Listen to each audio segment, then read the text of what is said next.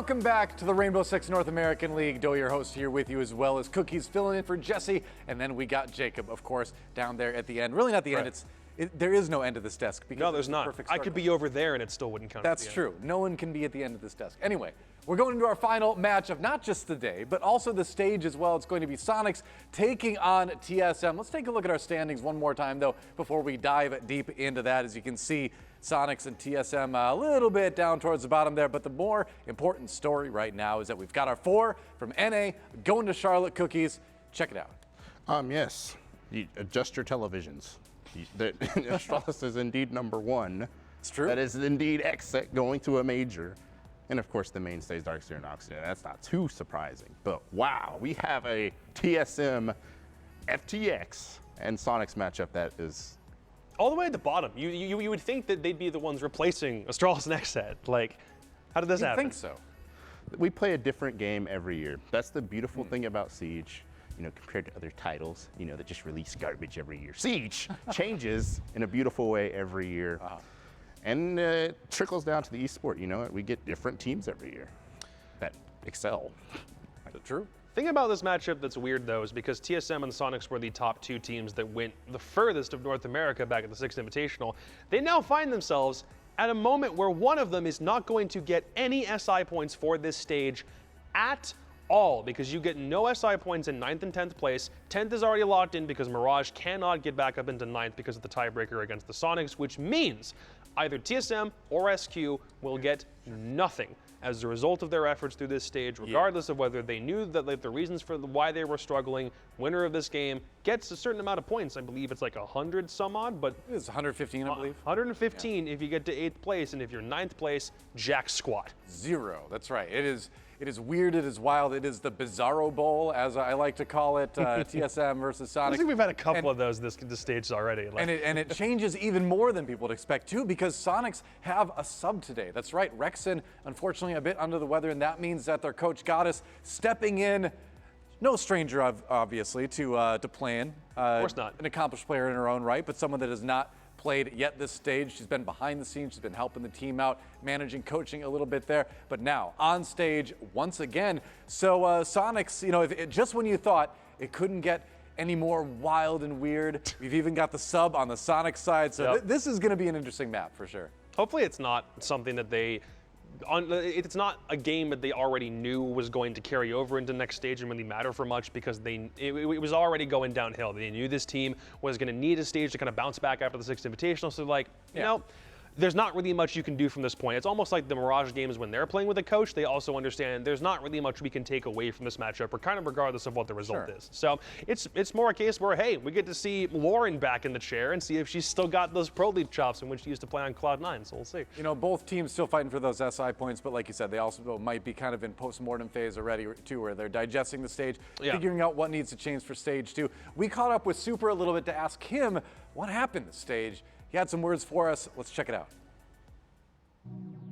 At the end of the day, the Soniqs build winners. Even though we might not be winning now, we're never going to give up. Unfortunately, so many changes at once. 3 new maps, the attacker repick. It's just shifted the game a lot. We found out that our Oregon's bad. Our Skyscraper is not great. We're not playing Cafe. 7 days into the season, we were 0-4. It's definitely just, I think, an adjustment for everybody. All you can do is continue grinding and trying to figure out what you want to work on and go from there. I think the schedule is pretty unforgiving if you start out bad or you're having some hiccups because you play 2 games a week. We have to grind and figure it out. A lot of fans are definitely ragging on us right now, and deservedly so. Get your laughs and your jokes in now, because at the end of the day, we're top 6 team in the world. We're the champions of the league, and we're not going to stop trying to get better. And we'll be back for stage 2. We're the champions of the league for a reason. Winners don't quit, quitters don't win, and we're winners. All right, so unsurprisingly, strong words from Super after a rough stage. You gotta like the winner's spirit, the attitude of a champion, right? Wants to come back, wants to rectify things in the NAL, but admitting there's a lot to work on. You know, attacker repick apparently kind of threw him a little bit. It's a different league than they expected to walk into. You kind of wonder how much of those feelings are mirrored on the TSM side as well. Like both teams successful coming into this, maybe not expecting the NAL that they ended up playing in, but what does Soniqs gotta do to fix it? Immediately, nothing really pops to mind because it still feels like this is the normal Sonics team that we've seen, other than like the hype and the energy might not always be in the room. But it feels like, in spite of understanding their deficiencies, maybe some of their maps aren't that great, not knowing how to work around 3 new maps coming into the pool and attacker repick when some teams very clearly have figured out how that's meant to work, feels like it's a lot of excuses that the Sonics are throwing out into the ether as reasons to wisp away their failures so far of this stage. It's not to say that a team can't adapt around that kind of stuff. Obviously, they did have to make that endurance run of the 6th Invitational, but it still feels like this team should have had enough in the tank to do something for this stage, and the fact that they couldn't is honestly a massive disappointment. Yeah, I mean, super speech there. You know, it made me want to run through a brick wall. You know, I'd run through a brick wall for the guy. I'm inspired, but I need to be inspired tactically. I need to see more repick strategy. You have, this Sonics are the best, they're the best mechanical team in North America. Everyone on that team is ridiculous, even Mr. 1.6 on your screen. Okay, maybe I'm trolling a little bit. A little bit. But the other 4. All right. The other 4, I will die on that hill, are insane. They're fantastic. There's no good reason why they should be performing at that level, given the talent on this team. And I think part of it's just they're not putting all the horses to the race, if that makes sense. Sure. Yeah. And you see, got us on your screen right now again, filling in, wearing the NAL Champions hoodie. So again, like, it's at some point you want to remind yourself that you weren't always in this position, right? We know the talent is here to return to glory. The question is, can Yeti and Co get it done? And like you said, Jacob, like it's hard to kind of identify what it is. This map probably isn't going to give us much more insight into that, again, because of the sub. Like, I'd say not going to be able to Yeah. practice it. And again, a lot of what they're preparing for stage 2 right now is probably happening behind the scenes as well, right? Because if you think you come up with something good, you probably don't want to start showing it off at the end of this stage. But we'll chat more about the Sonics a little bit later. Let's move the conversation to their opponents across the arena. It's going to be TSM, and TSM finds themselves in a strangely similar situation, right? Coming in as SI champions and finding themselves, despite that, down at the bottom of the standings. TSM strategies are sound. They're quality strategies. The problem is they're not fresh. It's almost like, you can make a cheeseburger that is the same cheeseburger for 3 years straight, and it could be very good. But if you don't actually ever add anything to it, maybe to spice it up a little bit, maybe change it. Jacob, I had a conversation with you earlier. I was watching a TSM theme park VOD from 2020. Right. Bolo was playing a spot. All right. On the third, there's not a third floor, but on the top floor. He was playing a spot on the top floor as a roamer, as Vigil, that he quite literally, That's deep absorption of I strategy. mean, that's what they're doing in dry, that's gotta be what they're doing in dry runs, because they don't change strategy. Bolo is literally sitting there, right, in the same spot 2.5 years later, as if like, it's literally a plug and play. They could definitely spice up the strategy moving forward. Well, just like the Sonics, we had a chat with TSM about how this stage has gone, and while the nap continues, let's check that out.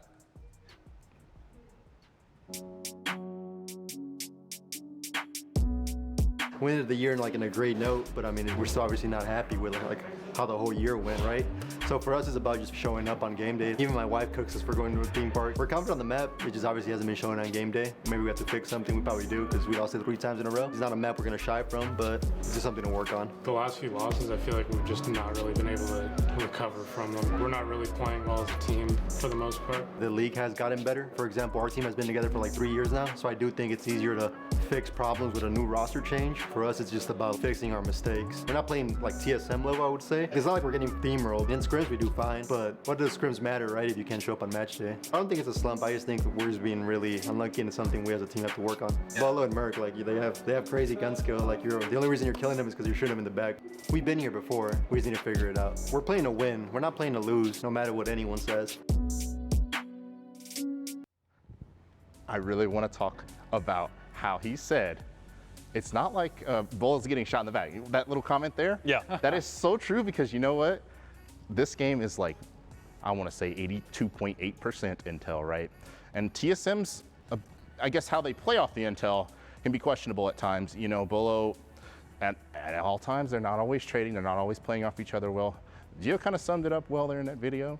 he kind of stole what I was gonna say. I'm a little upset about that. But I mean, it's really that. It's really that. They're not getting slammed. They're not getting 7-0'd, but there definitely are some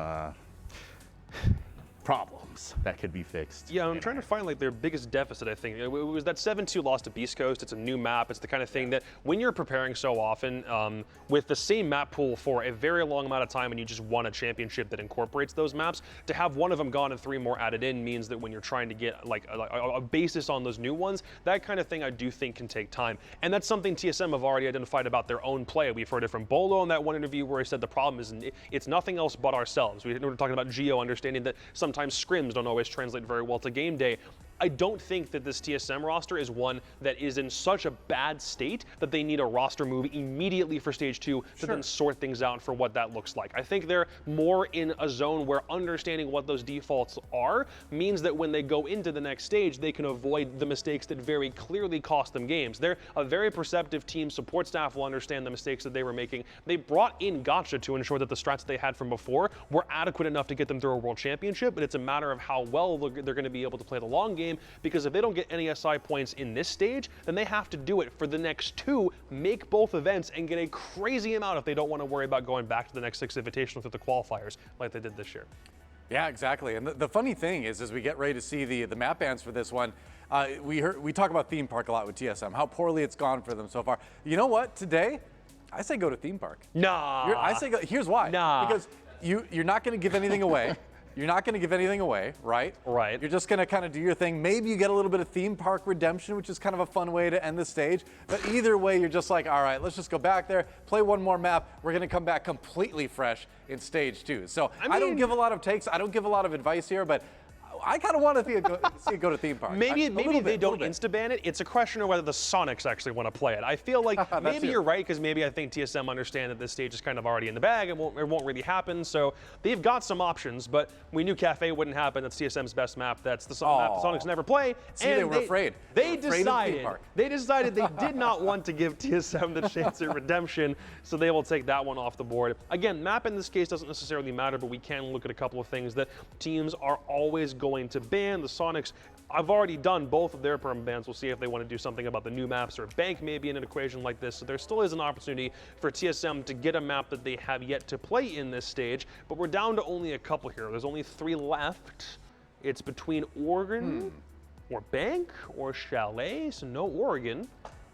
Bank or Chalet here? Bank or Chalet, and the last I heard, now I don't have a Predator laptop, I would like one, but you know, I heard around the rumblings on the block that the Soniqs are pretty darn good at Chalet. Oh. TSM's not afraid, though. Let me take a gander at your laptop. Yeah, at my Predator laptop. Not in the past stage. So so they are 50% on this map, and TSM technically this is their best map because they've lost every single game that wasn't on Chalet. So this is usually a Sonic staple, but this is a map where TSM have won twice already. So I'm curious about why the ban phase went the way that it did. Well, I mean, I think the questions will be answered once we actually see what happens in the map. But before we get there, one last time for the stage, we got to get the predictions from the casters and the analysts. Let's send it over to Pengu and Jonah. First of all, to see what they have to say. What do you think? Soniqs, TSM, Soniqs playing with a sub. It is Goddess, she's got experience, but I feel like that does give TSM the edge a little bit. What do you think? You agree? We definitely trolled our predictions last time. We did. First of all, we'll own up to that. Maybe. And I think this time I've got to go with what Intero picked. I can't do him like that anymore, right? I've got to go with the old man brain. He went with TSM. Okay. I'm going to echo that. I was going to say, if there wasn't a sub player in the situation, then maybe Soniqs had a better chance, but I think Goddess replacing Rexen is going to be a very monumental task for her and the squad. It's not like a one-to-one role change, for example. It's going to be a difficult adaptation. I wish the best of luck to Soniqs, and I hope that TSM wins, because that's what my guess is going to be. All right. All right. So 2 for TSM. Jacob, Cookies. Jacob, we'll go with you first. 3 for TSM. Again, it's a map TSM are undefeated on, and Soniqs are playing with a sub. Well, keep it short and sweet. Fair enough. Cookies. I think the Susquehanna Sonics are going to win this game. Stop it. Oh, no. Stop being the contrarian, man. What do you mean contrarian? You're just picking the opposite of everybody, Jesse's man. predictions on the line, too. True. Keep taking his predictions. That's funny. All right. Yeah, that's kind of what I'm doing. But I also, It's cold. It's cold. So somewhere in a hotel room, he's screaming right now. I don't know. I just think the Sonics are for Listen, real you right can hear now. him on the wind. You know, wait, I do want to make a serious analytical point. Okay. Be my guest. Super and Goddess together, droning together. That means that Grixer's going to have two drones going at once on one target, and that means that he's actually going to be undieable. He's actually going to be a raid boss this game. So you know what? Oh, all That's right. why I think He knows I all think season. Lauren Goddess is going to All right. put him over the top. We'll see. We'll see. We got would one be more. something to that if it wasn't for the fact that the Sonics are a team that relies on all 4 of their guns, aside from Supers, being up to win rounds. 1.6. That's my only reply to that. Yeah, okay, sure. All right. Well, we got one more prediction. It's going to be heads, Sonic. It's going to be tails, TSM rather. Let's flip it. And it is heads one last time. I think it was all heads today for the coin. Weirdly What the enough. heck, bro? Sonics for the coin. Whatever. We'll see what happens. You and the coin are in Bizarro cahoots for these Bowl. last 2 games. The coin cookies, they're tight apparently. What is this? The Bizarro Bowl is going to happen in just a moment here. It's going to be fun. It's going to be wacky. It's going to be wild. It's going to be Sonics versus TSM. Quick break, and when we come back, we will see who takes the final match of the stage here on NAL. Don't go anywhere. We'll be right back.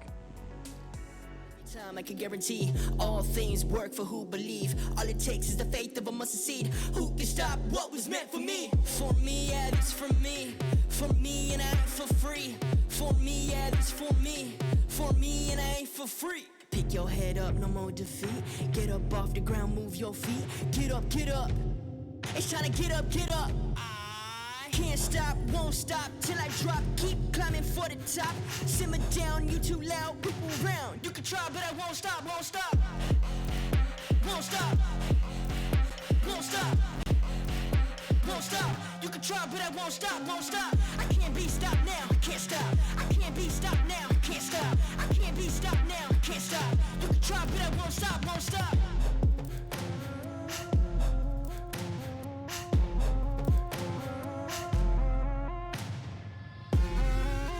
I can't stop. I can't stop. I can't stop. You can try, but I won't stop, won't stop. Yeah, gotta aim for the top like hello. Yeah, I can never doubt myself, I know better. All of you critics be acting like you know better. Blowing the smoke, but I know when the dust settles. Said I'm in my element, it's evident that there's levels to the game. All of those dark nights I got then, breaking my back to make it out, got me feeling like rain. I ain't never need your help, I know you wishing me well. A penny for your thoughts, but seeing no change. I snap for the sun like Diddy. The riches got a mad ass son, I'm like Billy. I ain't never switch up, whole team with me. But known for my city like OAGZ. Set the pace is long.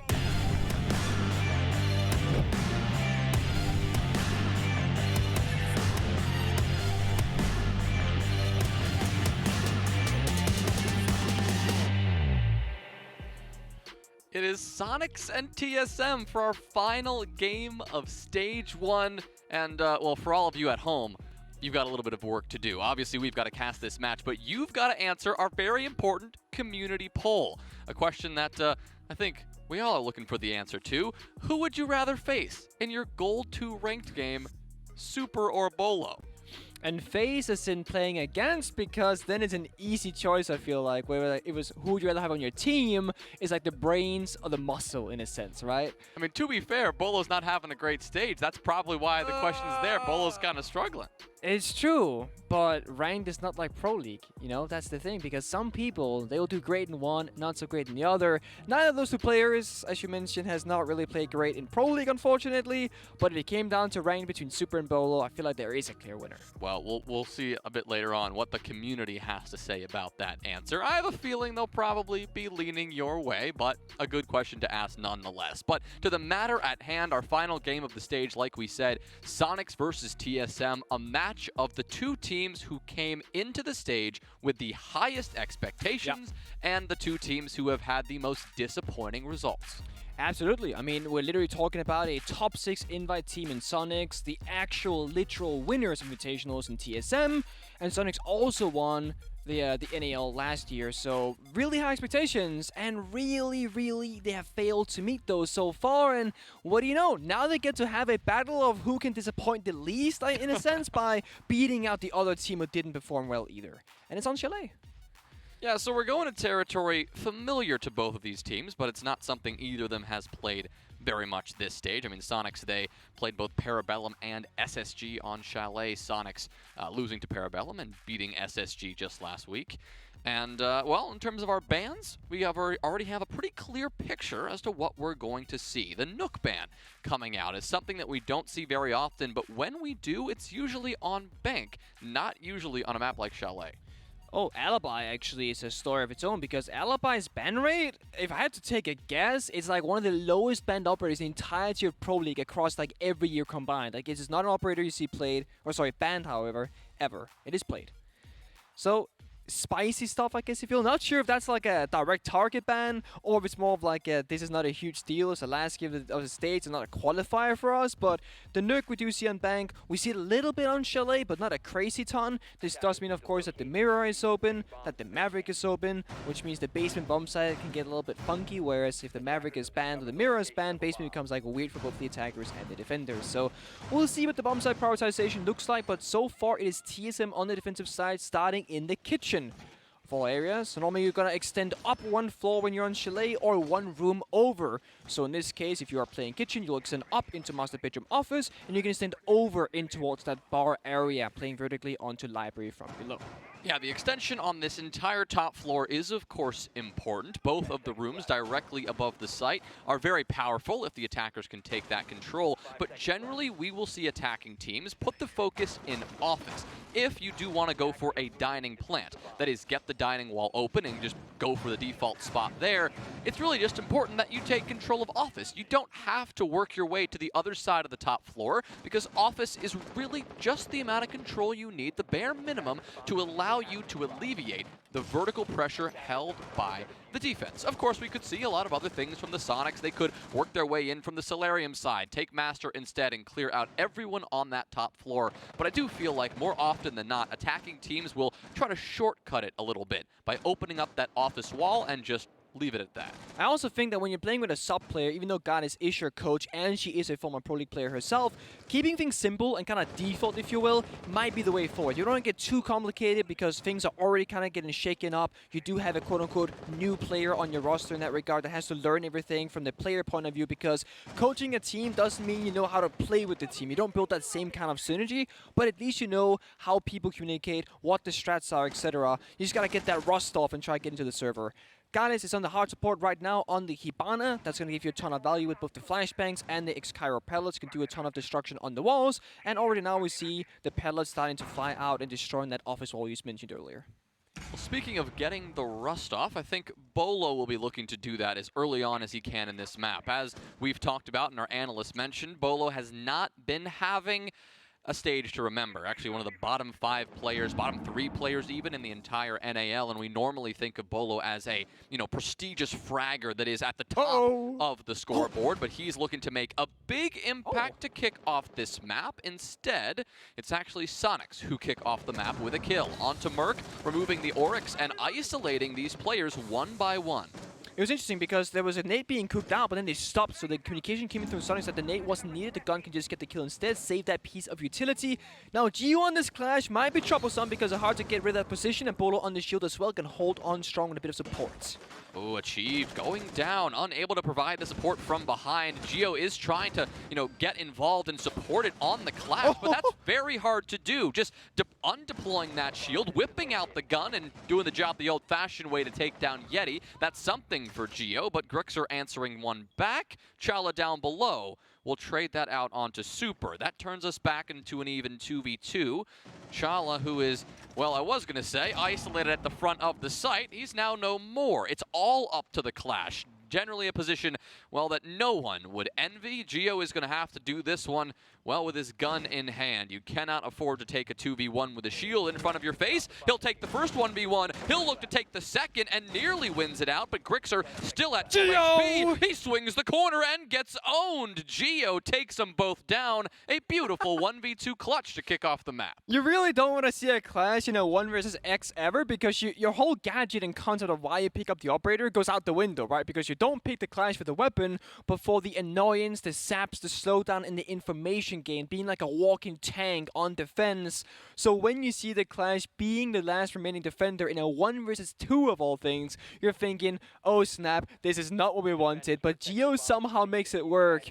And there is that there was that old phrase from Canadians saying, "You're Beepers Boop and you're playing Twitch, Gio." You know? Nice. Well, I think it's interesting the impact that Gio made there, because it really didn't have anything to do with the fact that he was Clash. I mean, really, the Clash strat on the top floor was a miss. It just didn't work. I mean, the defenders up there that were not the Clash got forced out very quickly, and Gio could do almost nothing to support them. There was very little time delay. It added almost nothing. He was only able to make the impact when he actually had the gun in his hand, and he found 3 of the kills in that round, 1 earlier up top and then 2 down below. So maybe we'll see them stay away from the Clash in the future. At least they will for this basement defense. We're going to Wine Cellar and Snowmobile Garage next. Gio, we can see, taking up the Kaid, those Electro Claws instead of that, well, Electric Shield. I believe I got my Canadian quotes mixed up because it was, "You're playing Twitch, Gio! You're playing Twitch!" And the thing is that I don't know what the name is, but Clashes, like secondary SMG or whatever, is basically like a mini F2. So it's almost like a mini Twitch situation again. And of course, when you're Gio, being a former Twitch main, you should be very comfortable in that position.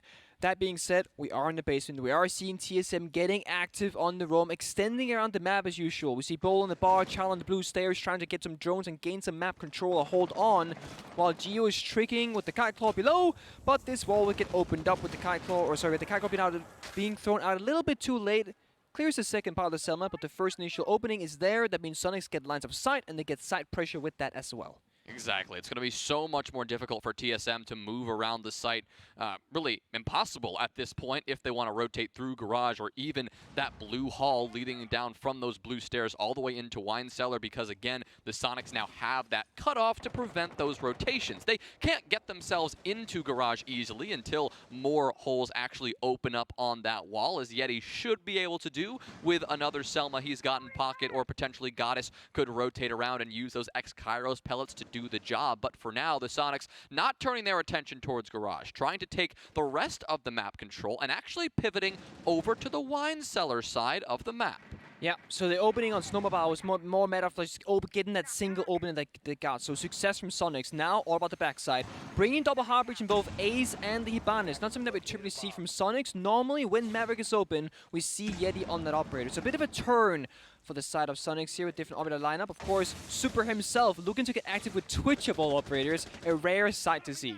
Yeah, trying to maybe get a bit aggressive and find some frags. Not generally what he's known for, but, well, it'll be fun to see him light up the scoreboard if he can. Goddess going for this plant. TSM. It's free real estate. Yeah, it's free real estate. TSM are not making a move. The coverage from Soniqs is sufficient to allow the bomb to go down. Bolo will take out Yeti as the flurry of engagements begins, but now the real engagements have to get started because TSM have to retake. Bolo's cut down. Good coverage from Grixer. Chala gets one, but again, it's going to be quickly traded. It is all up to Achieved, who's on the top floor. He's going to have to work his way all the way back down to the basement. He only has 20 seconds and he has 2 kills to find. Both players just staying patient, trained on this position. All they have to do is prevent Achieved from getting on this defuse, and with 10 seconds left, it looks like they've done their job. Achieved will seek a couple of engagements here, but really, he had no shot either way. Grixer is the one to actually get the kill, and Soniqs will quickly equalize.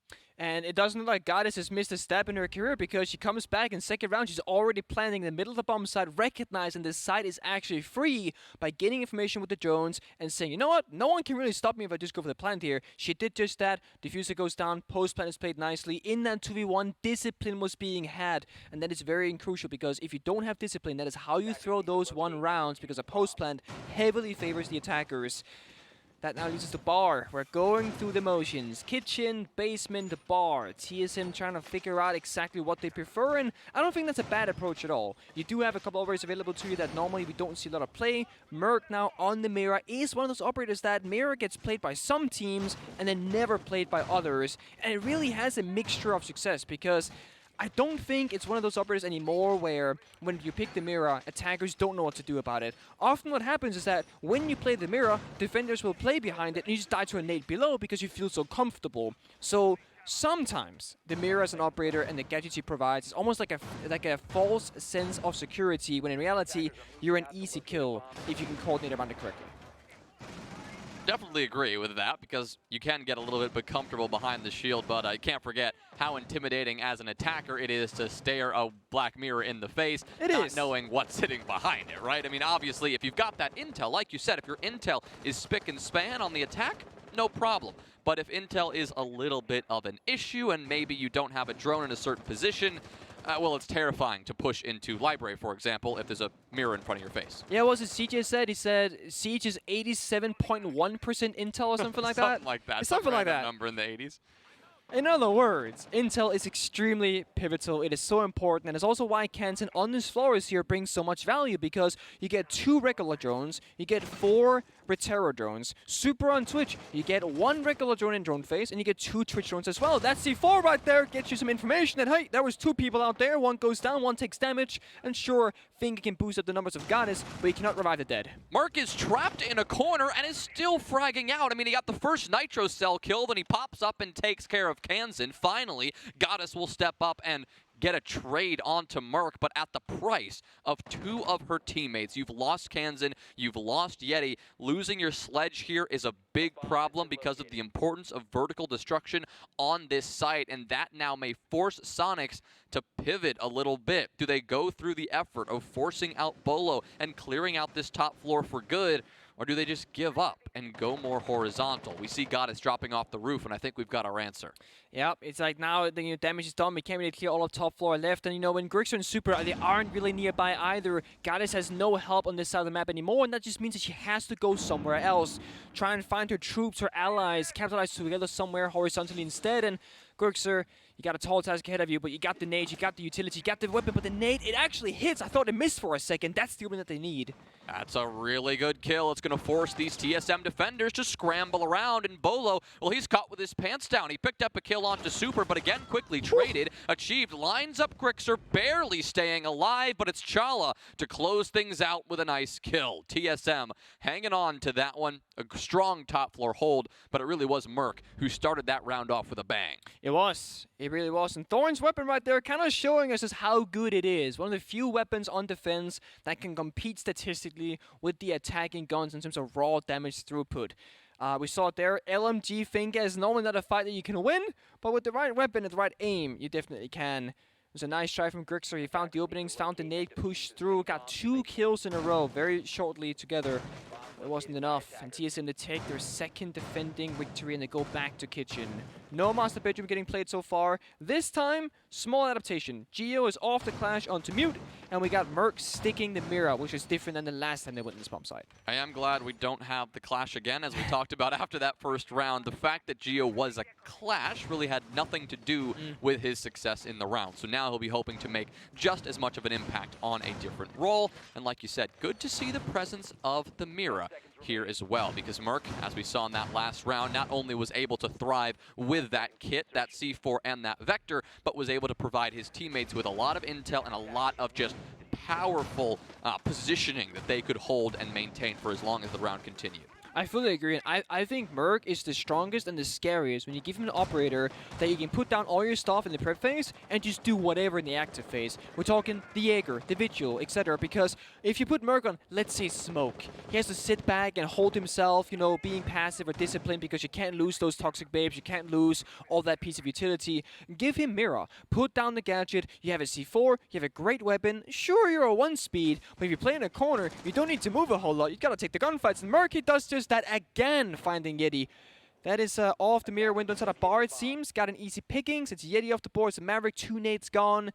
And that's Merc when he's his scariest. You predicted that beautifully, Nick. And the fact that Merc set up that Black Mirror all the way on the game side of things. I mean, he was down in bar stock, looking into games, and we're not even on the right side of the map here. This is a kitchen and dining defense. Likely, Yeti completely caught off guard. Same thing goes for Bolo. He's holding Chimney. He's holding a position you would commonly see on a bar and games defense. Now when we're defending kitchen and dining, and he is cleaning clock right now. He's doing a great job here on this position. I guess Super and Kansan don't seem to care. They'll just entry elsewhere and take out Merc down below. Chalet as well. So Bolo, he'll likely have to get back to the site because his team is being torn to pieces. Bolo, as he rotates back, will take down Super and eventually recover at least one of those deaths, returning us by default to a 2 versus 2, but he's still hanging on to this top floor position. Doesn't want to give it up too easily. And they got Diffuser. I believe Diffuser's down, has been downed upstairs on the map, if I'm not mistaken, which means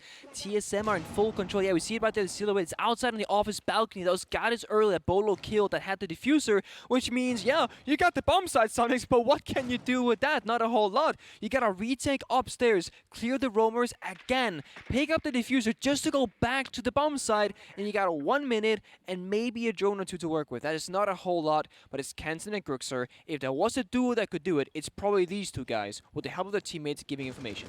Especially Grixer, who's been heating up thus far, and there it is. It's just Kansan. Don't even need Grixer to get involved. Kansan just walks into that top floor, gets 2 clean kills, and there you have it. The Soniqs tie us up. That was way too easy, I feel like. Because, like, the TSM had Diffuser, they had the vertical control, they had really good positions, then Kansan just walks in and gets 2 kills. I also think that round in particular, Super with the Twitch gained so much value because he opened up both of the mirror windows throughout that round with the Twitch drone. He killed 2 or 3 of the default cameras inside the building, and those are very important later on because it's how they killed the fireplace default cam, the library default cam, and arguably, almost likely at least, the basement default cam. So there were so many areas for TSM that were just dark because the Twitch drone doing so much work early on, which then pays off later. Not forcing Soniqs to walk into the building to gain that map knowledge. They will just deny it from outside with a single drone, or 2 Twitch drones rather. As messy as it did get in the end with Kansan just walking up and getting kills, I mean, I do like the read from Soniqs earlier on to avoid that top floor, right? We saw how powerful, right? We saw how powerful the position Bolo was in, and he was not going to give that up easily. They both stayed on that top floor, even when that Diffuser had been dropped, and even when site control had been snagged away. But it was a great read by the Soniqs to say, wait a minute here. If there's so much offsite pressure, Merkin games, and upstairs you have Bolo, why don't we just go direct? Great call, great read. It gave them site control. Yeah. It did sacrifice the Diffuser in an awkward position, but until that point, it was a great read, and it worked out in their favor overall. So that's the kind of thing that they need to keep bringing out against a team like TSM, who generally will have these, pretty complicated setups, and they'll have several backup plans. Sometimes you just got to surprise them and throw those plans out the window. Yeah, there is that famous saying, if I don't know what I'm doing, then you don't know what I'm doing either. So you can almost say that playing a worse strategy that is like a big of a surprise might overthrow a good strategy that is very commonly seen, because remember, how Pro League works is that you scrim, you practice the same strats over and over against the same teams. You are very familiar with your opponents in the NAL because you play them each and every single week in scrims and in pro play. So when you do something that's really unorthodox, something really weird, it works so well because you haven't seen it before. And Super, he's rushing side.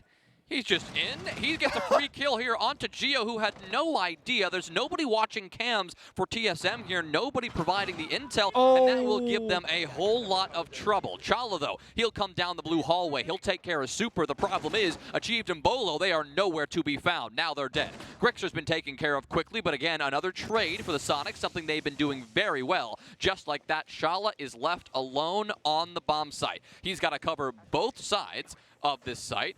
Both the garage push from the main stairs and the wine push that was coming in a moment ago, using these smokes in an effort to choke off a couple of these angles. But the problem is, he's now out of smokes, and Soniqs still have a minute 10 to work with. They can approach from anywhere. They can apply as much pressure as they want from any position that they want, and they can do it whenever they want. This is so smart. What you do against a person in 1v3 is that you let him calm down, lose the adrenaline, just drone it, play super slow. You don't gotta do anything. This guy's stuck on site. Don't give him anything to fight with while that adrenaline is surging through his veins, and that's what they're doing. He's gonna go cold. He's gonna troll. He's gonna choke his bullets when he gets the gunfight because there's been so much downtime when he's been under so much pressure. Let's see if he can do it. All the Soniqs got to do is just not let him have these 1v1 gunfights. They'll give him the first as Goddess just walks into his open arms. Now he's got the Diffuser, and now he's in a very different position because whereas Soniqs could just walk in at their leisure, now they've got to get this case, and they've got to do it quickly. Shotgun in hand, though, and the first blast is a little premature, so both of those Soniqs attackers just sprinting up the stairs. It didn't really matter. They were eventually going to get that kill. So Soniqs now take the lead for the first time. Did. And Chalet did go a little bit cold there because he hesitated towards the end. Didn't aggress into the shotgun shell. Instead, he preemptively shot, then fell back running with the back turned towards his opponent. That's not going to get you very far because you're going to get shot down. Super becoming the entry player for his team 2 rounds in a row now. Rushing the bomb site with good information. Unfortunately, Super was looking for the Kite Claw to enable his teammates to further breach the wall to then get in. And in the process, he got shot down. So a bit of a lack of follow-up from Soniqs, but it didn't matter because they found kills from Kansan across the map in West Main and bottom of West Main stairs. He found 2 of his own. Super found the initial entry, and that just put Soniqs on the map with the advantage. And now we're gonna go to bar once again for this final TSM defense, and they're down 2-3. To be honest, with Chalet being attacker favored, this is not actually terrible for TSM if they can do what Soniqs are doing on their attacks. Then they're pretty even. Right, on a Chalet defense, you need 2 rounds. You'd love 3, but 2 is really the goal. This map has according to our stats, about a 43% overall defensive win rate, suggesting it is, in fact, slightly attacker-sided. And, well, TSM, while they still have a chance here, it is, at the very least, going to be that 50-50 split, if not a little bit in the favor of the Soniqs here, if they can put 1 more round under their belt. You know, the 2 rounds that TSM were able to secure, one of them was pretty dominant, but the other one was a clutch by Geo. So consistency is really what they're looking for here in round number 6. Merc in this position where he thrived last time and gave TSM the round. He's going to come under fire very early, and Soniqs likely to be a lot more careful with how they position on these windows. They don't want to allow a C4 to collect another kill. They don't. Oh, speaking of C4, it gets tossed out, but this time they have learned their lesson. No one is nearby, and now they got 4 grenades and 3 flashbangs combined to clear out the corner. One person has to hold the cross. That's going to be Yeti. Flashbangs come out. Kansan probably going to be the Nate player in this position, and Merc has to answer. Well, he's just going to try to drop away, and he gets away with most, or at least some, of his HP remaining. Not most, because most of it was taken away by a good spray from Yeti, but at least he's alive, and he's got a mirror window downstairs, most likely, where he can play behind, maintain at least relative safety, and not worry about that lack of HP, at least for a while. Unless, of course, he gets aggressive, which, you know, Merc does tend to do from time to time, because right now, with really only Bolo upstairs to contend with this Soniqs pressure, Merc is not going to come under fire, at least for a little while. Yeah, you might think, oh, you didn't get the kill, so they failed their attack. But no, you've handicapped Merc now low on HP. You forced out his C4, and you got what you wanted, control of the library corner. That allows you for your step 2. That's Bolo on Chimney. They've opened up the mirror window. They're on the library windows, knocking it down, right? They can nade, they can flashbang. They can't quite jump in because of the vertical hatch being opened up. There's a guy below holding it. That's going to be the smoke, most likely. But they can now start working that 2nd level of library. Nate comes out. Doesn't really hit the mark, does a bit of damage, doesn't get the kill. But now Soniqs are in a bit of trouble because the time is ticking down. Bolo is still here, and they just jumped into library. That was where they really need to start picking up the pace. They've only got 45 seconds remaining, and now losing Super is going to slow this down even more. Geo still here. Bolo still here. The Soniqs only now moving in. Kansan will get the kill he was looking for. Chalet will respond, though, with a kill onto Yeti, and now Geo's the next player in the line of fire. Dangerous to hold this position for so long, given the advantage that TSM held. May have rotated away there if I'm Geo, trying to get out there sooner and just play my life. But either way, it's a 3v3, and Soniqs still only have about 15 seconds to work with. There's still a mirror window. There's still a C4, but a beautiful nade not only removes that mirror window player, but removes the only C4 left. This will free up the plant to go down with 5 seconds left. Goddess can stick this. Now we're in a post plant, and Merc has to do all the work himself. 2 players on close angles, just a pre-fire around the corner from Kansan will finish it off, and Soniqs cap off a pretty solid half, taking it 4-2. They did. Beautiful Nate usage by Grixer right now, really stepping up to the game. God is continuously impressing with reading the situation, droning the bomb site, gaining that intel, and then going for the decisive plant that is very, very safe. Every plant attempt that the Soniqs have gone for so far has gone down successfully, both in the cover area and the plant position itself, so good job for them. They get the 4-2 split that they wanted. They get the majority of the rounds on the attack inside, and now they're in the perfect position to show that they can also end up on the winning side of Chalet, because they've got the numbers. All they gotta do now, and I say this all, it's not that simple. All they gotta do is show up on defense and do like a similar-ish thing. Then they can actually do it. As we did just see, though, not easy to defend this map against a strong attacking team. Especially one, even one with a sub. I mean, Goddess, you know, even though she's not finding all those frags, she has done a great job on that supportive role, I will like say, you said. on the supportive role, there is no doubt that Goddess would be a great addition to teams, even though she's been retired for a while. And she did that this game. You come into this game not even expecting to be a player, but rather a coach like she is. Rex, unfortunately, has tested positive, so all of a sudden, Goddess becomes a player. And then you play support in a Pro League match against TSM of all teams, and you're getting plants, you're getting injuries, you're getting drone work done. That is phenomenal. I mean, you look at Grixer, though, he has definitely contributed in terms of the kill department. Certainly. Kansan as well, stepping up in a big way. Hey, Super is 2-6. He is doing really good right now. I mean, what is that, his kill average for the season? That is about the kill average, give or take. And I remember last time Soniqs played Chalet, I think Super went 0-7 or 0-8. Like, it was a lot worse. So, like, statistically speaking, across the board, Soniqs are firing on all cylinders. Right, this is how the Soniqs play. This is, you know, when everything's clicking.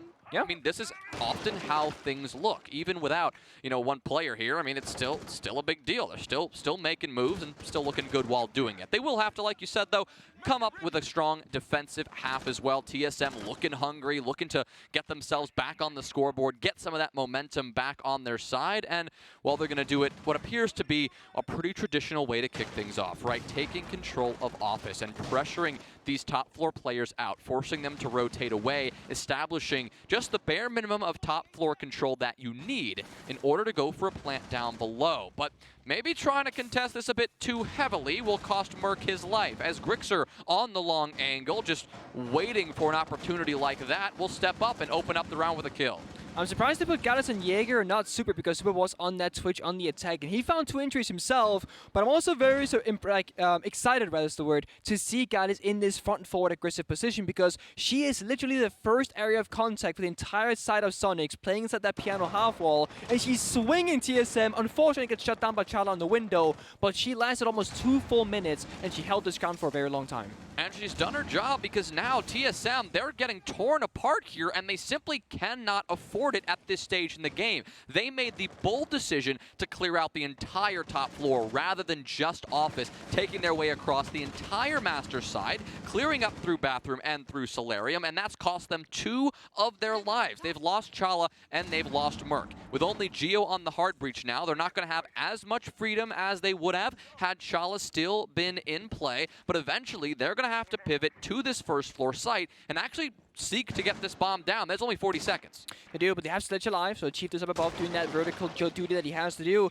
Still got 1 grenade as well. They got no flashbang, so unless they can find a vertical kill here, it's going to be all guns blazing. Kansan says, I will swing first. That's a huge kill for them. Achieved and Geo now have to find a way to get this back, but Kansan, look at this madman. He is swinging these vertical holes. He is challenging Achieved to do what Achieved generally does best, and that is winning fights as the Sledge on the vertical, applying the pressure from above, but he's unable to do so, and Geo is going to have to just send it into the site and pray for a miracle. Only 2 seconds remain. Geo is the last player standing, and there is nothing he can do with so little time. A beautiful top floor hold from the Soniqs, delaying just enough time to put TSM into a very uncomfortable spot.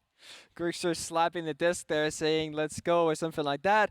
And this is going to trigger a TSM timeout, because they need to settle the reins here and trying to figure out what exactly is going wrong. And going back to the very opening round that you spoke of, Jonah, you said when you attack that kitchen bomb site, you don't have to clear master bedroom and solarium. You can open up the office wall, leave it at that, and then go down below into the bomb site.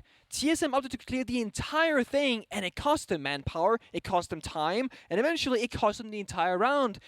So you have to question, maybe Soniqs saying, you know what, this is a stronghold, let's just rush the bomb site. Maybe that wasn't half bad. I mean, it worked for them, even though they lost the Fuser. They didn't win that specific round in a vacuum, but overall the site rushes and avoiding the setup from Soniqs actually was the right call. It feels like a decision that TSM made that revealed that they maybe underestimated their opponents a little bit. Right? I mean, if you think that you're stronger in terms of the fragging capability, if you think that the setup on the top floor is weak, then you make that decision to clear it out. They probably underestimated Goddess and her ability to hold piano, being that first point of contact, underestimating the entire hold that Soniqs had on that top floor, and we saw the consequence of that. TSM, they bit off more than they could chew. They tried to get too much done, and they didn't have the time to accomplish all of that, given just the time remaining, the utility they needed to use, and, well, the man count as it started to dwindle, as they started to lose bodies. At that point, they had to make that decision to pivot and go more direct. I imagine it was like, oh, well, we've already committed to this. Let's just see it through. But you got to realize that with so few bodies left, not enough utility, not enough intel, at some point you got to just cut your losses and change it up. Yeah, there's like a very fine line that once you step across it, it's like, all right, guys, there's no going back because we've now committed too much to this. It would be a loss to go backwards as well. And I mean, the situation wasn't half bad, but then Kensen swung Solarium stairs and just got the kill onto Bola. And it's like, okay, now it's really bad because if Kensen can get away with that with like 30 seconds left, you're in for a really bad time of your TSM. Let's see if Yeti can do what Merc did, but in reverse, from downstairs instead. But first, Kensen. He found Merc instead. Merc is in every single opening duel on both the attacking and defending side, and in the later half of things, he's been the one to fall rather than the one to get kills. Yeah, and that is not the way Merc needs to be contributing for his team. We've talked about the struggles this team has been having, and, well, Merc has, even through those struggles, been a pretty consistent fragger. Yes. And, you know, right now, going 5-8, not able to go positive on that flex role on the attack, so we'll have to see how that changes as things proceed. But TSM, they'll be looking to continue to take this map control, getting challenged here pretty aggressively by the Soniqs, achieved once again. Getting challenged on the vertical holes, not something I imagine he's used to defensive teams doing, seeing the sledge come in from above and just saying, screw it, I'll take the fight. Yeah, I mean, something that's actually a little bit off right now is that Achieved is 1-6. Achieved is arguably one of the most consistent players of TSM, like, period. Currently ranked second for his team with a .98 rating. He's -2 in KD, but he's +4 in entry. He's not having a great time, and as you're saying, he's getting swung on vertical. I mean, who is like the sledge player in all of Rainbow Six Siege? Probably Achieved. Who's getting swung and outdueled on vertical? Probably Achieved. I mean, that's what it looks like right now, and that's something that we don't typically see. Whenever I see Achieved sledging a floor, I'm thinking he's going to get the kill, and then he gets the kill. Right now, well, Soniqs, they are really fighting back. Geo, though, he's got a ping, and he could get this kill. Yep, free kill with good intel. This is what TSM need to do. Now, Kansan will get one back. His second kill on the round, and this one onto Bolo. That's going to be a significant hindrance. Losing your Finka at this point in the round, just when the execute phase is around the corner. So I guess TSM, they're just going to say it's time to go. It's time to send it. It's time to get this bomb down. Chalet gets 2 very important kills. Of course, 1 kill was found by the Soniqs. That returns us to an even 2v2. But now that it's a post plant and that the garage breach is opened up, this one is very much in the favor of TSM. But Geo playing this aggressive. The bomb actually planted in the close corner. That means this exterior position is not super powerful. Unfortunately, Grixer had gone down, so the challenge had to happen by Goddess, and at the end of the day, it is Chala who wins that, who takes the fight and clutches up for TSM, but barely. Chala making off that previous round on basement defense where he was in a 1v3 and couldn't find the clutch. This time, it's a different story. He fully commits, he pushes through, he actually engages himself in the gunfight rather than running away this time, and it worked much better for him. So, Chala appreciation post is always on Reddit. Thank you, Chala, for clutching for TSM. Thank you, thank you, thank you.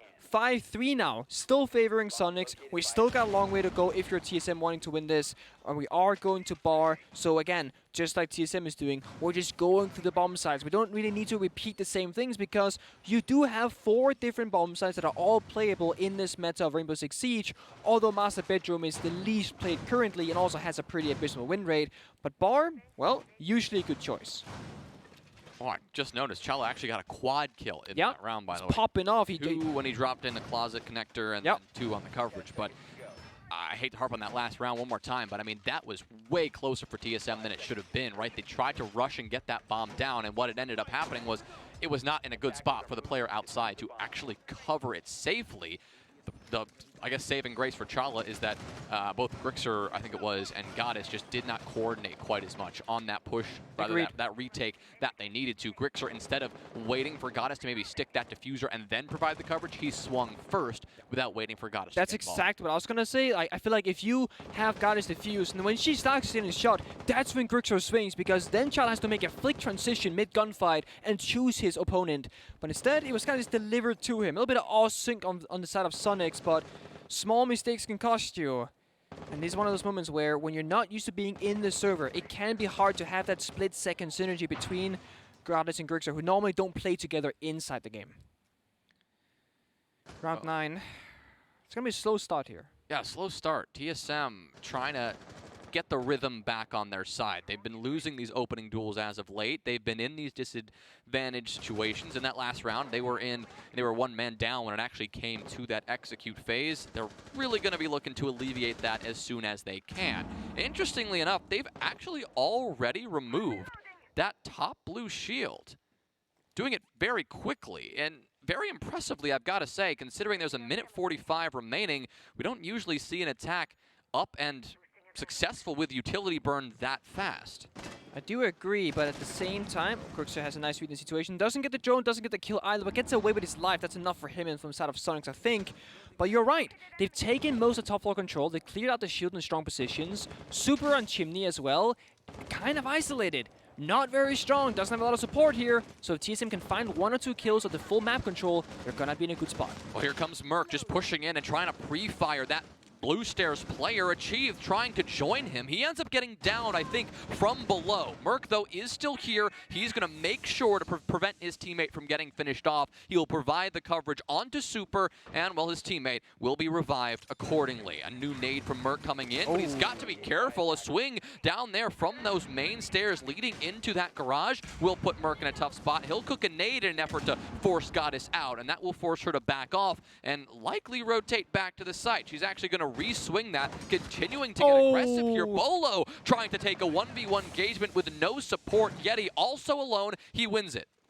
That was an ugly one because he saw the gun barrel flick towards it, but he stepped backwards the right second. That is Yeti who gets the kill instead with a one-shot headshot, full HP on him. And now 20 seconds left. At TSM, you gotta go right now.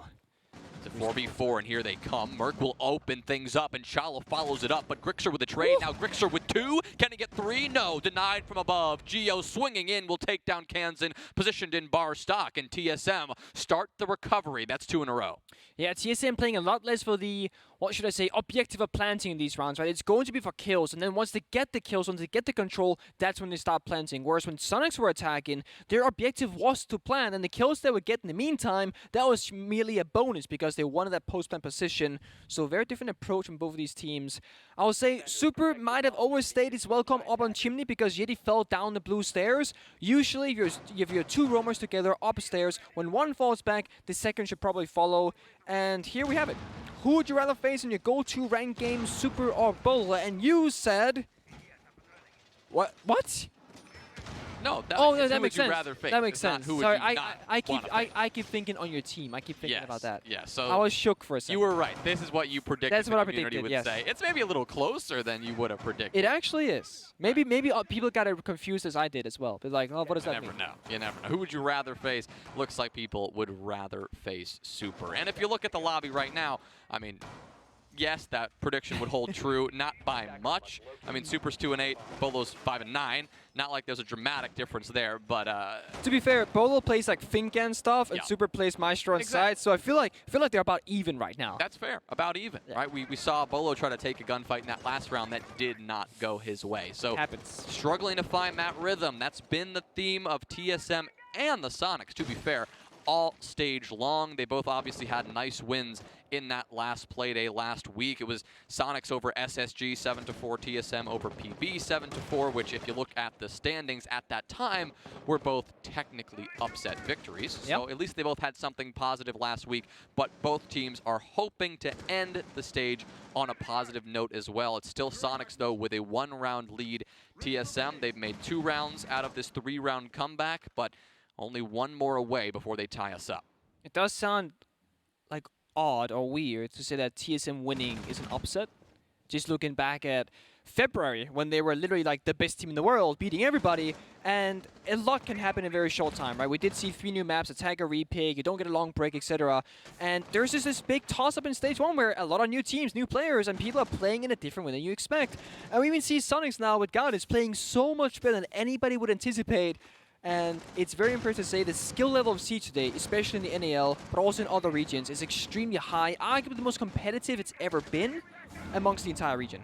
Well, here in round 10, to focus on this top floor hold that Goddess is really spearheading again. I mean, this was what lost TSM their attack last time we were here. They bit off more than they could chew. Are they doing it again?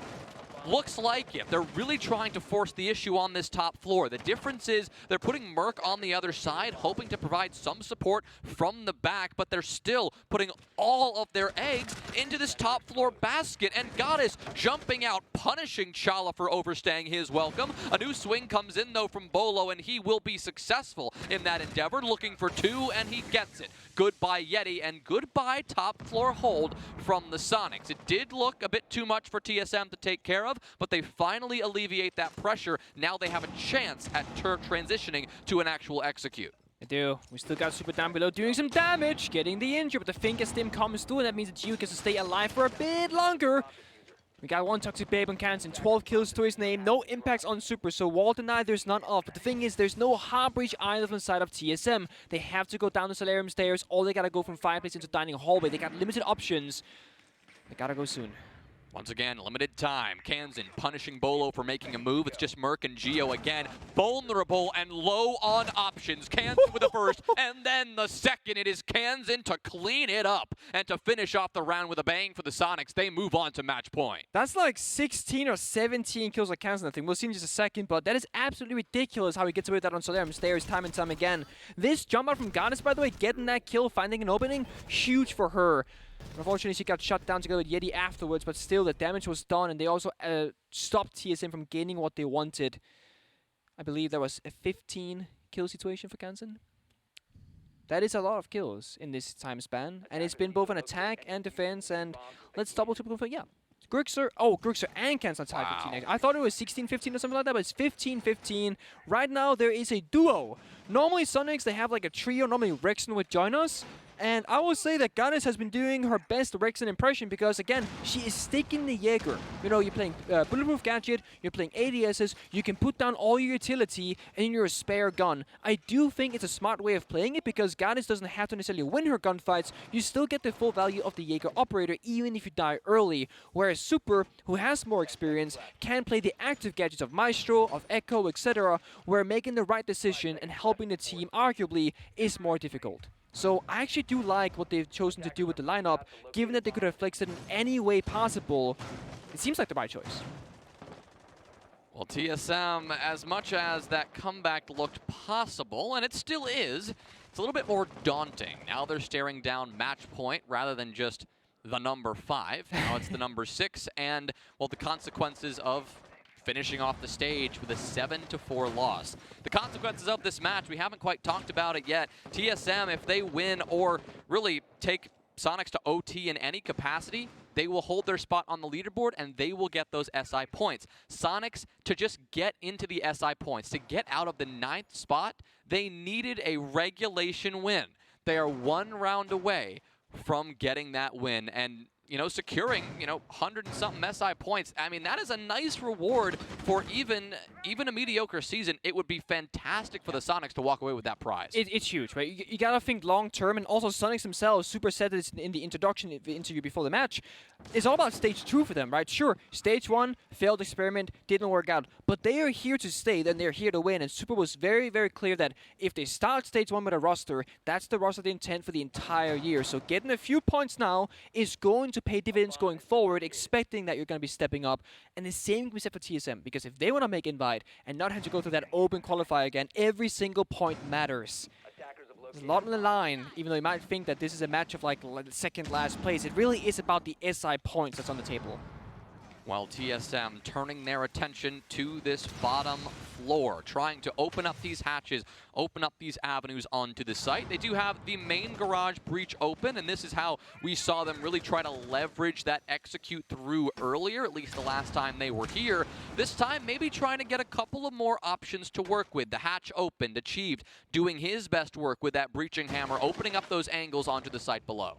Yeah, opening kill as well. That's the that we know and love. Bolo follows up as well. That's TSM firing at almost all cylinders. We're just missing Merc getting active right now, and he's looking. Diffuser going down, same position as last time. Yeah, here goes Gio, just trying to stick this plant. Yeti, though, starting to get active, getting some kills, but he'll get 1 before Merc will clean him up. Now it's a 2v3 as the retake begins, but Merc, he's popping off, and he is not going to be slowed down. It is now all up to Kansen.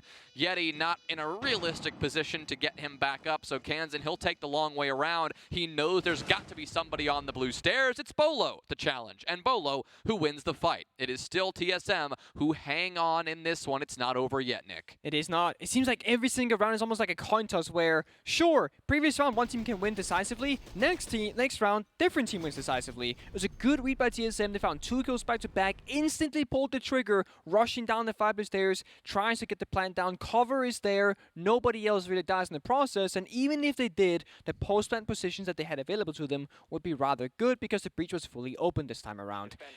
That leaves us to possibly the final round. We are going back to bar.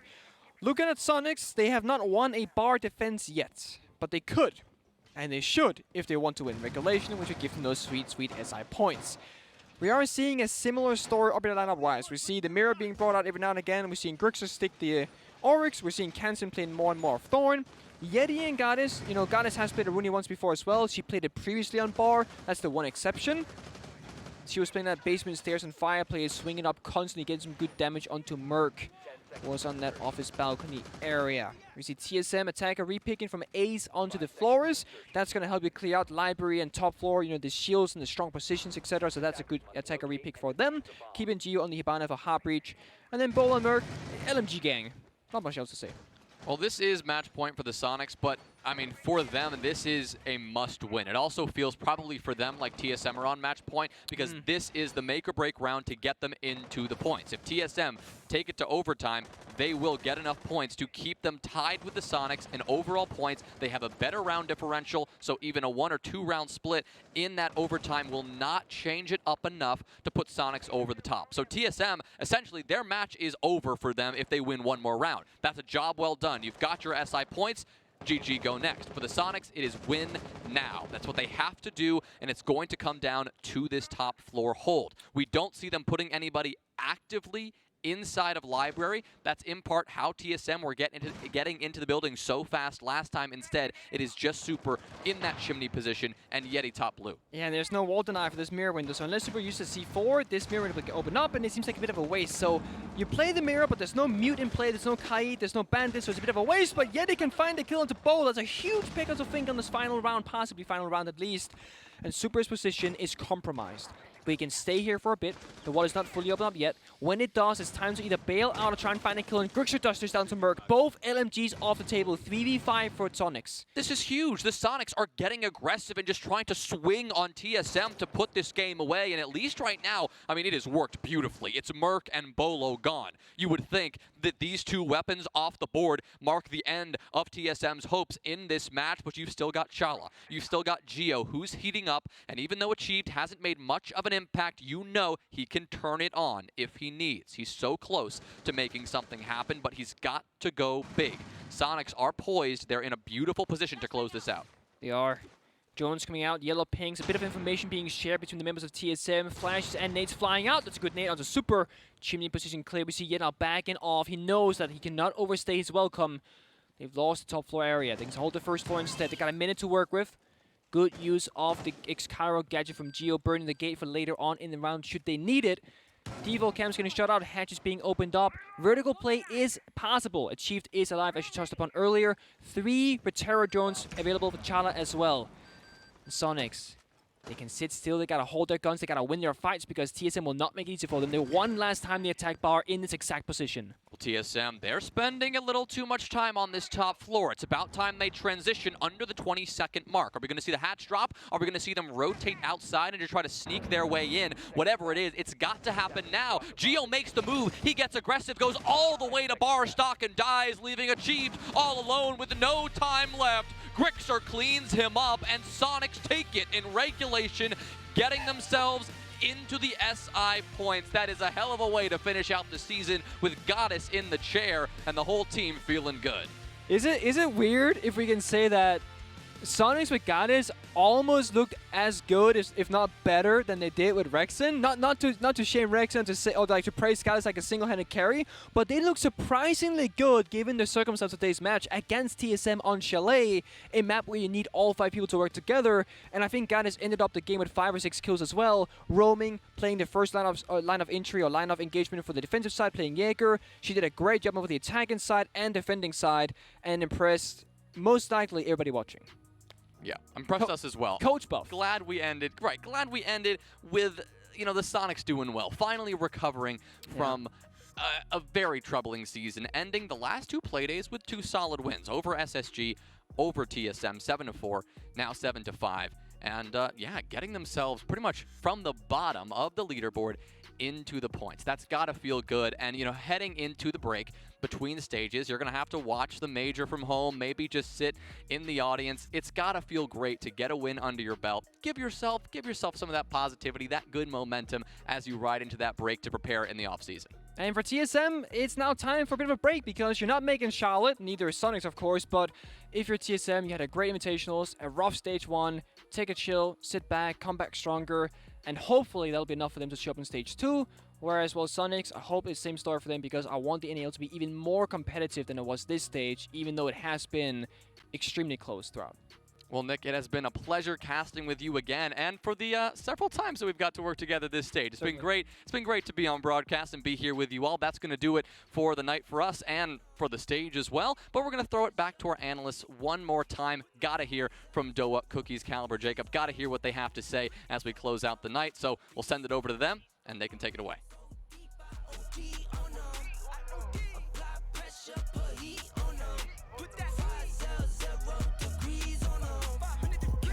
Levitate, going up, elevate. Watch me demonstrate. On time, never late. I grind, celebrate. No pump, fake, hesitate. I've been scoring every day. Champagne Perrier. Since 9-3, been in the box, now stepping up tone. Like straight out the sandlot, now plotting on the globe. I work hard, I show love, that calm and steady grown. Got this far, I go hard, let God take control. I was starving skinny, now my weight up, got no energy for haters. See you trying, see you later. I'm shooting for the stars, need no laser beam, blowing like the greatest, but it's one who's always greater. I hear him, I'm gasping. Look at the way that we walk, it's a vibe. All in the eyes, you see the vibes. I've been expensive since I was 5. I'm telling no lies, ayy. Reckless talk, but I got expensive habits. Don't step in soar. I'm a real one, check my fabric, ayy. I said reckless talk, but I got expensive habits. Don't step in soar. I'm a real one, check my fabric. Look at my fabric, I add this atlas, I point way up. I got a passion mixed with action, boy, don't play. Look at my fabric, I add this atlas, I point way up. I got a passion mixed with action, boy, don't play. Look at my fabric, way up. Mixed with action, play us. I add this atlas, way up. I got a passion, play us.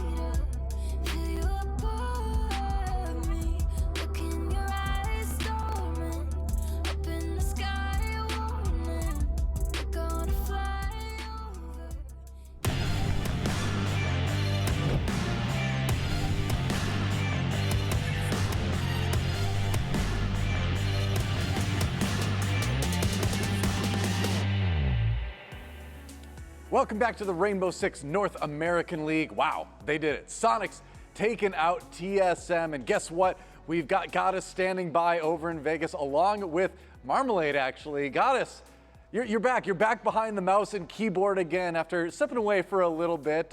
Understandably, it's been a little while. You performed well, though. Did Marm have to give you a couple pointers before you kind of get back on stage like that?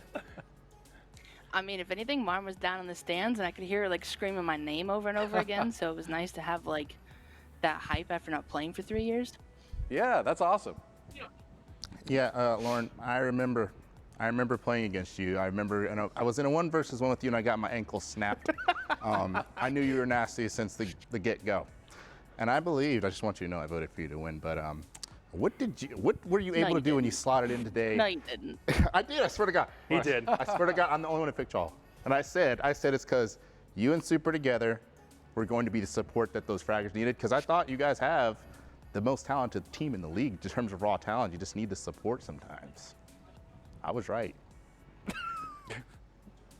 Cookies was right. Okay, there you go. I guess. You really just said that to her just for the purpurpose of gloating. No. bro. I wanted to ask. Like, how did you slot in today? Like, just tell me about it. Well, it was very unexpected. We got here, and obviously Rexon was with us and was fully intending to play. And with having to test for COVID every time we come here, his test unfortunately came back positive. So I was sitting here getting ready to do map bans, and the person came over and was like, "Hey, you're not like Richie Rexon is not going to be playing today." And then they told me that I would have to sub in. So all of the stuff that I was actually using on stage wasn't even mine; it was Rexon's. So I didn't have any of my own stuff. I was not prepared. Wow. It's also very hot. I'm in a hoodie, so I felt very out of place. Well, your hoodie says champions on it, right? We saw that in the pre-show. There you go, NAL champions. So, you brought a little bit of that with you for today for sure. It's a good luck hoodie, I guess. It does look good. I did want to ask, kind of like from the horse's mouth, if nothing else, this being the weird stage that it was for Soniqs overall, and then like you coming in, not as Joe Bro, there were 2 very different, I think, ways in which I think the team has gone under one coach's leadership to another. But talk about like that transition, because you've obviously still been with the organization for a while, but I know a lot of people just know you as being with the Soniqs, but not necessarily knowing what role that was before. So talk about like your first stage as the official coach of the Soniqs. Well, obviously we haven't had a very successful like first stage with me as the coach. I do take some like partial blame from that, but it's also a really big like learning step for me, as well as it is like for the guys having somebody new come in and do essentially what Joe did, because I know a lot of them were close with Joe. So me stepping in was it was just learning, and it was just taking time. And unfortunately, coming back after an invite and having a couple like new maps thrown our way that we didn't necessarily, I guess, prepare the best for, it's been a learning process. So I'm excited for stage 2 to get to learn even more. So look at that, I'm playing it twice. There you go. There you go. All right. So one more question before we let both of you go. Now, I'm curious, obviously, there's a close bond between you and Marmalade. So how do you go about supporting each other throughout the stage? Different teams, so obviously there's some rivalry there too, but how do you kind of prop each other up when everything's going on?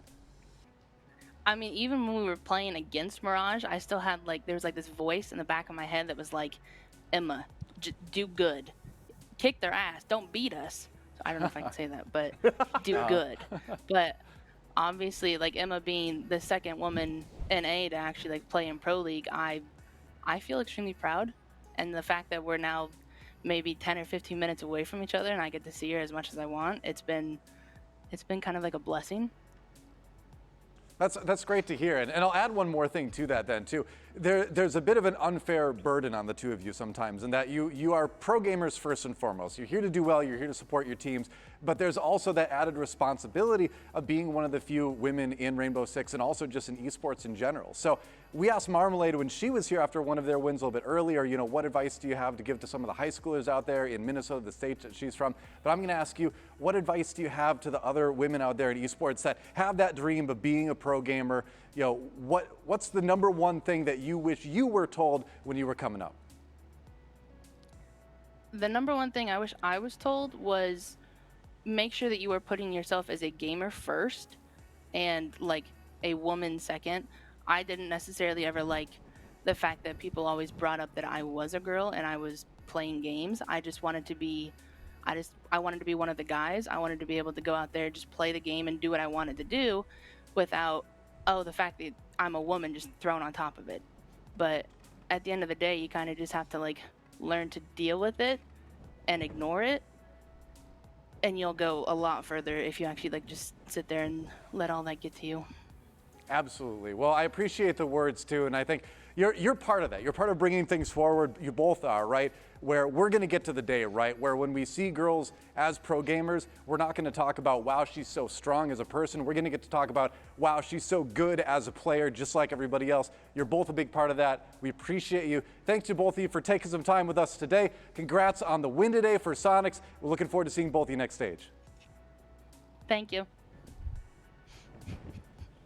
All right. Well, there you have it. Marmalade and Goddess, the duo, different teams, but still compatriots in arms, pro gamers. Well, there you go. Soniqs, 7-5 victory over TSM. They got it done. Kansan and Grixer, though, wow, putting up some serious numbers. I mean, 17 kills apiece for both of them is a nice stat to look at, but can we just talk about Goddess not even using her own setup on stage, using all of Rexon's equipment and still putting up the stat line that she did? Seriously. In a victory? Like, name a time when you've seen the Soniqs play Hibana. Probably doesn't come up very often, but she did a fantastic job filling in today. All I know is I saw her on the flank.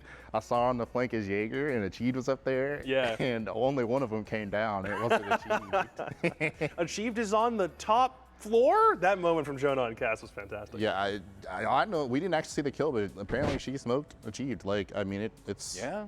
It's. I want to know what the setup is. It happened. I mean, like, speaking of setups, like, if I have to use somebody else's like mouse and keyboard ever, I'm lost. No, seriously. I'm like, I can't do it. So that just blows my mind. If it's the wrong keyboard switch, I will not know what to do with that thing. Yeah, how do you feel like 5 minutes or something like that? Well, a short time before the match starts, guess what you're playing? Yeah. And then you win against the SI champions. Like, it's, the circumstances are, of course, interesting. The context is different than I think a lot of people would expected. Soniqs versus TSM, but still impressive stuff from everybody over on the Soniqs crew. One round in particular we wanted to highlight was going to be round 10. Now, we were talking about this a little bit, where the map tends to be a little bit more attacker favored. It seems like the defense is a little bit more of a struggle, but here Soniqs got it done on defense anyway. Yeah, it's right now the kind of split. It's 57% to 43% coming into today for the side of the attackers, which means if you're able to win a round on defense, it's a pretty big feat given the way that Chalet plays overall. But playing upstairs is kind of the way you're meant to defend on this side and then try to waste as much time as you possibly can from that point. And the Soniqs just employ a time-wasting strategy that is super playing Maestro down by kitchen table, where he always is on this map, but then ensuring that when TSM finally make their final push to site, there simply isn't enough time for them to actually get the plan down.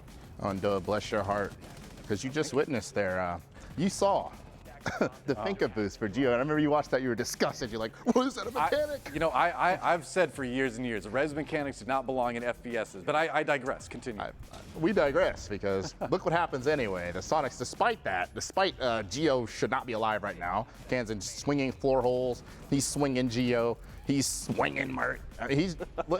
Remember when I said top mechanical team North America? Remember I said that. You did say that. Remember that. Going into stage 2, I think if they figure out this meta, they figure out the 2022 version of the game, they're going to be nasty yet again, and we'll have to hear Super in the post-game interviews talk his mess. And that's the type of NA. That's NA that we do miss a little bit. I mean, honestly, it feels kind of empty, the top 4 now. It's like, I mean, kind of. Without, there's no Super, no TSM. I mean, hey, what is life? Yeah, but the void's being filled with guys like Iconic and Yaga and Kino. Yeah. Like, it's not the worst thing in the world. That's right. Well, speaking of players like that,